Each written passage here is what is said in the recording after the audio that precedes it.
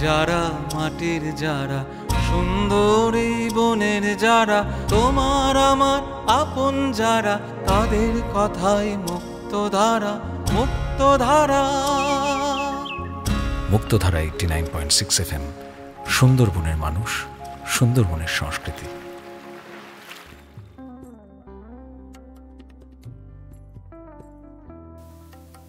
আজ 1 জুলাই, আমাদের পশ্চিমবঙ্গ তথা ভারতবর্ষের একটি বিশেষ দিন। এই দিনে আমাদের ভারতবর্ষে জন্মগ্রহণ করেছিলেন একজন মহান মানুষ। তার সেই জন্মদিন উপলক্ষে গোটা ভারতবর্ষ জুড়ে পালিত হয় ডক্টরস ডে হিসেবে। এই মহান মানুষটি আমাদের সকলের মণিকোঠায় জায়গা করে আছে। তিনি একাধারে ডাক্তার এবং একাধারে রাজনৈতিকবিদ। সেই মানুষটি আর কেউ নয়, তিনি হলেন ডক্টর বিধানচন্দ্র রায়। নমস্কার, আমি আছি আজ আপনার সঙ্গে শ্রেয়া। আপনি শুনছেন মুক্তধারা 89.6 FM, সুন্দরবনের মানুষ, সুন্দরবনের সংস্কৃতি। অর্থের অভাবে তিনি কলকাতায় অনেক রকম কাজ করেছিলেন। রোগীর বাড়িতে তিনি মেল নার্সের কাজ করতেন। সেই সময় 8 টাকার বিনিময়ে রোগীর বাড়িতে টানা 72 ঘন্টা ডিউটি করতে হতো। এছাড়া আবার তিনি কলকাতার রাস্তায় পার্ট টাইম ট্যাক্সি ড্রাইভার হিসেবে অনেক দিন কাজ করেছিলেন। ডাক্তারি পড়তে আসা এই ছাত্র মেডিকেল কলেজের MBBS পরীক্ষায় ফেল করলেন। এই তথ্যটি অনেকের হয়তো অজানা। আনন্দবাজার পত্রিকায় এই তথ্য পরিবেশন করেছিলেন স্বনামধন্য লেখক শঙ্কর। MBBS পরীক্ষায় ফেল করে ছাত্রটি বিন্দুমাত্র দমলেন না। ফেল করা এই ছাত্রটি পরবর্তীকালে মাত্র 1200 টাকা সম্বল করে লন্ডনে গিয়ে 2 বছর 3 মাসের মধ্যে মেডিসিন এবং সার্জারির চূড়ান্ত ডিগ্রি MRCP এবং FRCPS কমপ্লিট করে সসম্মানে দেশে ফিরে আসেন। বিদেশ ফেরত ডাক্তার হিসেবে কলকাতায় তার খ্যাতি ছড়িয়ে পড়ল এবং অচিরেই তিনি হয়ে উঠলেন ভারতবর্ষের এক কিংবদন্তি চিকিৎসক। ডক্টর বিধানচন্দ্র রায় 65 বছর বয়সে মুখ্যমন্ত্রীর দায়িত্ব গ্রহণ করে যে অমানসিক পরিশ্রমের বোঝা বহন করেছিলেন তা এক কথায় অতুলনীয়। 1948 থেকে বাংলার ইতিহাসের কঠিন সময় তিনি রাইটার্সের লালবাড়িতে টানা 14.5 বছর কাজ করেছিলেন। তার সেক্রেটারি শরৎ চক্রবর্তী লিখেছেন, প্রথম 2 বছর তিনি ঘরে খেয়ে বনের মোষ তাড়িয়েছিলেন। অর্থাৎ মুখ্যমন্ত্রী হিসেবে জনগণের জন্য কাজ করতে গিয়ে তিনি নিজের বাড়ি বিক্রয় করলেন, নিজের জমি বিক্রি করলেন, শেয়ার বিক্রি করলেন। এমনকি শৈল শহর শিলংয়ে তার একটা সুদৃশ্য বাড়ি ছিল, সেই বাড়িটিও জনগণের স্বার্থে তিনি বিক্রয় করে দিয়েছিলেন। এইসব জাস্ট এখনকার সময় ভাবা যায় না। আরেকটি কথা এখানে বলা দরকার, মুখ্যমন্ত্রী হলেও তিনি কিন্তু বাড়িতে বিনা পয়সায় রোজ সকাল 7টায় নিয়ম করে রোগী দেখতেন। তার এই কাজে সহায়তা করার জন্য তিনি 2 জন ডাক্তারকে সম্পূর্ণ নিজের পয়সায় নিয়োগ করেছিলেন। এটাও জানা যায় যে ব্যক্তিগত স্টাফদের মাইনেটা নিজের থেকে দিতেন। আজকের দিনে এইরকম মানুষ আমাদের সমাজে সত্যিই বিরল। সীমাহীন প্রতিভা, মানুষের জন্য অনন্ত ভালোবাসা, এক বিস্ময়কর পরিশ্রমের ক্ষমতা নিয়ে ডক্টর বিধানচন্দ্র রায় অজস্র মানুষের ভালোবাসা অর্জন করেছিলেন। আমরা পশ্চিমবঙ্গ রাজ্যটিতে আজ বসবাস করছি। সেই রাজ্যটির আধুনিকরণ হয়েছিল ডক্টর বিধানচন্দ্র রায়ের হাত ধরে। চলুন একবার দেখে নেওয়া যাক মুখ্যমন্ত্রী থাকাকালীন আমাদের রাজ্যে ডক্টর বিধানচন্দ্র রায় কি কি কাজ করতে পেরেছিলেন। প্রথমে বলবো, দুর্গাপুর আসানসোল শিল্পাঞ্চল তার হাতেই তৈরি। শিল্পায়ন নিয়ে আজকের যে রাজ্যের চাহিদা পরিসর বা অসীম সম্ভাবনার যে ক্ষেত্র তৈরি হয়েছে তার বীজ কিন্তু ডক্টর বিধানচন্দ্র রায়ের দুর্গাপুর আসানসোল শিল্পাঞ্চল তৈরি করার মধ্য দিয়েই এই রাজ্যে স্থাপিত করে গিয়েছিলেন। দ্বিতীয় কাজটি ছিল খুব উল্লেখযোগ্য। কলকাতার থেকে যখন রেলের সদর দপ্তরগুলি অবলুপ্ত ঘটিয়ে ঘটিয়ে তা উত্তরপ্রদেশ বা বিহারে নিয়ে যাওয়ার চেষ্টা হচ্ছিল, তখন কিন্তু ডক্টর বিধানচন্দ্র রায় তিনি নিজে লড়াই করে সেই স্থানান্তরিত বন্ধ করেন এবং উত্তর পূর্ব রেলের বড় অংশ পূর্ব রেলের অধীনে কলকাতার হাতে তিনি নিয়ে আসেন। তার সেই আন্দোলনের সুফল আজ আমরা সবাই মিলে ভোগ করছি। ডক্টর বিধানচন্দ্র রায় ফারাক্কায় ব্যারেজ তৈরি করতে সমর্থ হয়েছিলেন। তার আমলে কলকাতার পরে হলদিয়ার দ্বিতীয় নদী বন্দর গড়ে উঠেছিল। দার্জিলিংয়ে রাজ্যের প্রথম পর্বত আরোহণ শিল্পকেন্দ্র প্রতিষ্ঠান তার অন্যতম সাফল্য। দুর্গাপুরের শিল্পগুলিকে কেন্দ্র করে উপনগরী নির্মাণ এবং তার সম্প্রসারণ ডক্টর বিধানচন্দ্র রায়ের অসাধারণ এক কৃতিত্ব। বলা বাহুল্য, দুর্গাপুর উপনগরীর মতো তিনি কল্যাণীর শিল্পগুলোকে ঘিরে কল্যাণী উপনগরী, কলকাতার পাশে শর্টলেক উপনগরী, অশোকনগর, এই সমস্ত উপনগরীগুলো ডক্টর বিধানচন্দ্র রায়ের অবদানে তৈরি হয়েছিল। উপনগরীগুলো ছিল বাস্তব অর্থে তার বিরল কৃতিত্বের দৃষ্টান্ত। আবার দেখুন, দিল্লিতে কাজ করতে গিয়ে বাংলার মানুষদের বিভিন্ন ধরনের অসুবিধা হতো, যেমন থাকা খাওয়া। সেই জন্য তিনি দিল্লিতে তৈরি করলেন বঙ্গভবন। এই ডক্টর বিধানচন্দ্র রায় বাংলা সাহিত্য সিনেমার মস্ত উপকার করেছিলেন। বান্ধবী বেলা সেনের কথায় সত্যজিৎ রায়ের অসমাপ্ত ছবি বিভূতিভূষণ বন্দ্যোপাধ্যায়ের লেখা পথের পাঁচালী তিনি দেখেন এবং সরকারি নিয়মকানুনের তোয়াক্কা না করে ওই ছবিটির সরকারি প্রযোজনা করেছিলেন। তারপরে যা ঘটল সেই ইতিহাস আপনারা সকলেই জানেন। 1955 সালে সত্যজিৎ রায়ের পথের পাঁচালী বিশ্বজয় করেছিল এবং সত্যজিৎ রায় হয়ে উঠেছিলেন সারা পৃথিবীর বিশ্বরণের চিত্র পরিচালকদের মধ্যে একজন।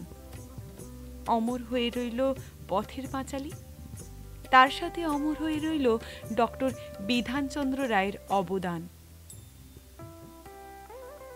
এত অল্প পরিসরে ডক্টর বিধানচন্দ্র রায়ের কাজের কথা বলে কখনো শেষ করা যায় না। চিকিৎসক হিসেবে তিনি কেমন ছিলেন সেই সম্পর্কে আমাদের জানার আগ্রহ প্রবল।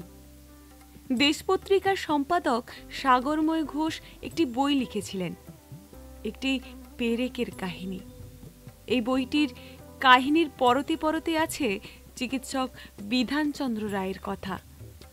শুনলে অবাক হবেন যে শুধু কলকাতায় নয়, কলকাতার বাইরে বার্মা থেকে বালুচিস্তান পর্যন্ত তার ডাক্তারির প্রবল দাপট ছিল, যার সঙ্গে একমাত্র তুলনা করা যায় স্যার নীলরতন সরকার মহাশয়কে। তার রোগীদের তালিকায় এমন কে না ছিলেন না? বিশ্বখ্যাত দেশবন্ধু চিত্তরঞ্জন দাস, মতিলাল নেহেরু, মহাত্মা গান্ধী, বল্লভভাই প্যাটেল, মৌলানা আব্দুল কালাম আজাদ, জওহরলাল নেহেরু, তার কন্যা ইন্দিরা গান্ধী, এমনকি তার গুণগ্রাহীদের মধ্যে ছিলেন মার্কিন প্রেসিডেন্ট জন এফ কেনেডি এবং ব্রিটেনের প্রাইম মিনিস্টার ক্লিমেন্ট এটলি। 1910 থেকে 1948 পর্যন্ত মহাত্মা গান্ধী 18 বার অনশন করেছিলেন এবং বহুবার অসুস্থ হয়েও পড়েছিলেন। সেই সময় ডক্টর বিধানচন্দ্র রায়কে তার পাশে উপস্থিত থাকতে হয়েছিল। পশ্চিমবঙ্গের মুখ্যমন্ত্রীর দায়িত্বভার সামলানোর পাশাপাশি দিল্লিতে হয়ে উঠেছিলেন প্রধানমন্ত্রী জওহরলাল নেহেরুর একজন নির্ভরযোগ্য পারিবারিক চিকিৎসক। নেহেরু তাকে এমনই ভরসা করতেন যে কন্যা ইন্দিরা গান্ধীর অপারেশনের জন্য তিনি কলকাতাকে বেছে নিয়েছিলেন। প্রশাসক এবং চিকিৎসক হিসেবে ডক্টর বিধানচন্দ্র রায়ের অসামান্য প্রতিভার অধিকারী হলেও দেশবাসী যে তাকে সবসময় মাথায় করে রেখেছিলেন তা কিন্তু কখনো নয়, বরং তিনি অসহনীয় সমালোচনায় বিদ্ধ হয়েছিলেন। মুখ্যমন্ত্রী ও চিকিৎসক হিসেবে বিপুল সাফল্য অর্জন করলেও দেশবাসী ডক্টর বিধানচন্দ্র রায়কে যে অপমান করেছিলেন তা সত্যি ভাবা যায় না। যখন লাখ টাকার প্র্যাকটিস ছেড়ে তিনি মুখ্যমন্ত্রীর দায়িত্ব নিলেন, তখন হাওড়ায়, কলকাতায় দেওয়ালে দেওয়ালে কুৎসিত ভাষায় লেখা হয়েছিল, বাংলার নারী সাবধান। বাংলার মসনদে নলিনী বিধান। নলিনী ছিলেন বিধানচন্দ্র রায়ের নিকট বন্ধু। সেই সময় সরকারি ফিনান্সিয়াল মিনিস্টার নলিনী রঞ্জন সরকার। এই দুজনকে নিয়ে নানা রকম রটনা নিন্দুকরা চারিদিকে ছড়িয়ে দিয়েছিল। এই কথা রটিয়ে দেওয়া হয়েছিল যে ডক্টর বিধানচন্দ্র রায় বড় ডাক্তার হতে পারে, কিন্তু দুর্দান্তভাবে তিনি একজন মদ্যপ। এমনকি একথাও বলা হতো, ইংরেজদের জেলে যেতে ভয় পেতেন। পরবর্তীকালে আমরা দেখেছি মহাকালের গর্ভে হারিয়ে গেছেন সেই সব সমালোচকরা, কিন্তু আজও অমলিন হয়ে আছে ডক্টর বিধানচন্দ্র রায়ের অসামান্য কৃতিত্ব। ডক্টর বিধানচন্দ্র রায়ের ব্যক্তিগত জীবন সম্পর্কে নানা রকম গুজব উঠলেও তার প্রথম জীবনীকার কেপিএস কেপি তার সম্পর্কে ভাষায় বলেছেন যে তিনি কখনো ধূমপান করতেন না, মদ্যপান তো দূরের কথা, তিনি চিরকুমার ছিলেন, কিন্তু তার চরিত্রে কোনো দাগ ছিল না। চির অবিবাহিত অবাধ প্রতিম মানুষটি নিজেকে মানুষের সেবায় উৎসর্গ করেছিলেন। দেশের সার্বিক উন্নয়নের জন্য 1961 সালের 4 ফেব্রুয়ারিতে ভারত সরকার তাকে ভারতরত্ন পুরস্কারে সম্মানিত করে। ডক্টর বিধানচন্দ্র রায়ের প্রথম হার্ট অ্যাটাক হয়েছিল 1930 সালে। পার্টির কাজে তখন তিনি আহমেদাবাদ থেকে দিল্লি যাচ্ছিলেন। তখন তেমন কিছু হয়নি। তার দ্বিতীয় হার্ট অ্যাটাক হয়েছিল বাংলার মুখ্যমন্ত্রী থাকাকালীন। এই দ্বিতীয় হার্ট অ্যাটাকের পর অমানসিক পরিশ্রম করা থেকে তিনি কিছুটা সরে আসেন, দৈনিক রুটিনের কিছুটা পরিবর্তন করেন। টানা রাইটার্সে না কাটিয়ে দুপুরে ওয়েলিংটন স্ট্রিটে নিজের বাড়িতে তিনি চলে আসতেন। বাড়িতে খাওয়া দাওয়া করে 1 ঘন্টা বিশ্রাম করে তিনি আবার রাইটার্সের কাজে ফিরে যেতেন। কিন্তু রুটিন পাল্টানোর পরেও শেষ রক্ষা হলো না। শুরু হলো অন্তিম পর্ব। 1962 সালের 24শে জুন ছিল রাইটার্সের মুখ্যমন্ত্রী হিসেবে ডক্টর বিধানচন্দ্র রায়ের শেষ দিন। সেদিন প্রচণ্ড মাথার যন্ত্রণা নিয়ে তিনি রাইটার্স ছেড়ে বাড়িতে চলে আসেন। পরের দিন বাড়িতে ডক্টর যোগেশচন্দ্র বন্দ্যোপাধ্যায় এবং শৈলেন সেনকে ডাকা হলো। তারা এলেন। তারা ঘোষণা করলেন ডক্টর বিধানচন্দ্র রায় ম্যাসিভ হার্ট অ্যাটাক হয়েছে। 30শে জুন ডক্টর বিধানচন্দ্র রায় তার প্রিয় বন্ধু ললিত মোহন বন্দ্যোপাধ্যায়কে কাছে ডেকে বললেন, আমি 30 বছর ধরে হৃদরোগের চিকিৎসা করে আসছি। আমার কতটা কি হয়েছে তা আমি জানি, ভালো করে বুঝতে পারছি। কোনো ঔষধ আমাকে আর ভালো করতে পারবে না। 1 জুলাই তার জন্মদিনে 11:55 পৃথিবীর মায়া কাটিয়ে দিক শূন্য পুরীর দিকে যাত্রা করেন। ভগবান বুদ্ধ তার জন্মদিনেই সমাধি লাভ করেছিলেন। তাই অনেকে বিশ্বাস করেন মহৎ মানুষেরাই জন্মদিনেই পরলোক গমন করেন। তাই ডক্টর বিধানচন্দ্র রায়ের মৃত্যু সংবাদ দেশবন্ধু চিত্তরঞ্জন দাসের স্ত্রী বাসন্তী দেবী বলেছিলেন, বিধানচন্দ্র পুণ্য আত্মা, তাই জন্মদিনেই তিনি চলে গেলেন। ডক্টর বিধানচন্দ্র রায়ের জন্মদিন উপলক্ষে সারা দেশ জুড়ে 1 জুলাই পালিত হয় ডক্টর ডে হিসেবে, অর্থাৎ প্রিয় চিকিৎসক দিবস। একটা কথা বলা বাহুল্য যে আমরা যার কাছে কখনো মিথ্যে বলি না, যাকে আমরা চোখ বন্ধ করে বিশ্বাস করি, যে ব্যক্তি অন্তত খারাপ সময়ে মনে আশার সঞ্চার ঘটায়, যখন আমরা জীবন মৃত্যুর সঙ্গে লড়াই করে হাঁটতে শুরু করি, তখন আমাদের ভয়কে জয় করার জন্য যিনি পাশে এসে দাঁড়ায়, যার বলা কয়েকটা শব্দ আমাদের বেঁচে থাকার নতুন শক্তি যোগায়, তারা হলেন ডক্টর, অর্থাৎ চিকিৎসক। চিকিৎসকদের সাদা অ্যাপ্রনধারী সৈনিক বললেও ভুল বলা হয় না। ডাক্তারের উপর নির্ভরশীল কোটি কোটি প্রাণ। আমরা মাত্র কয়েক বছর আগেই কোভিড-19 থেকে বেরিয়ে এসেছি, সেই চিকিৎসকদের হাত ধরেই। তারা নিজেদের জীবনে ঝুঁকি রেখে লক্ষ লক্ষ জীবন বাঁচাতে নিরলস কাজ করে গেছেন এবং এই ভাইরাসের সংস্পর্শে এসে অনেকেই প্রাণ হারিয়েছেন। এই দিনটিতে আমাদের কাছে তাদের জন্য শ্রদ্ধা জানানোর দারুণ সুযোগ। তাদের জন্য আজ পৃথিবীকে অনেকটা সুশ্রিত দেখাচ্ছে। আপনারা আমাদের দেশের প্রকৃত নায়ক। আপনাদের জন্যই আমরা আজ নিরাপদ বোধ করি।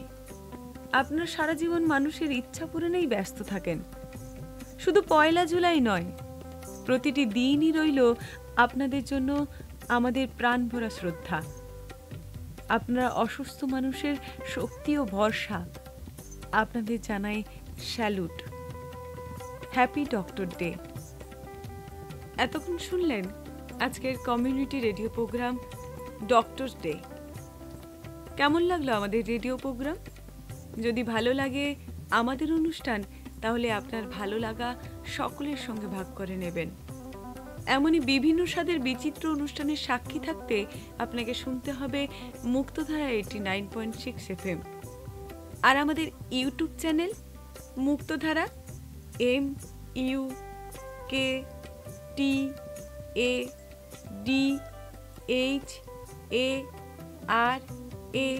89.6 FM গিয়ে শুনতে পারেন আগের অনুষ্ঠানের ব্রডকাস্টগুলি। আর বিশেষ করে আমাদের ইউটিউব চ্যানেলকে সাবস্ক্রাইব, লাইক, কমেন্ট করতে ভুলবেন না যেন। আজকের মতো বিদায় নিচ্ছি, ফিরবো অন্য কোনো অনুষ্ঠান নিয়ে। ভালো থাকবেন, সুস্থ থাকবেন। নমস্কার।